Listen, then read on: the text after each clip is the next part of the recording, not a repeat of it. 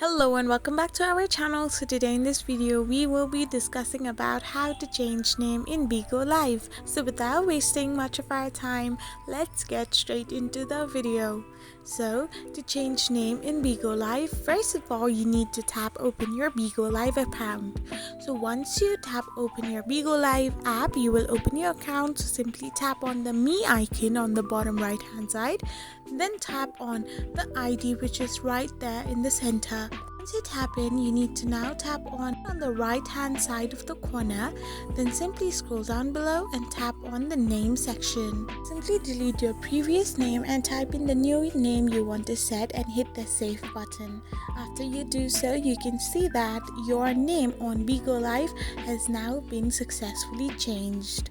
I hope you found this video helpful, so don't forget to hit that subscribe button and give us a thumbs up. We will be back again with these informative videos. Thank you for watching.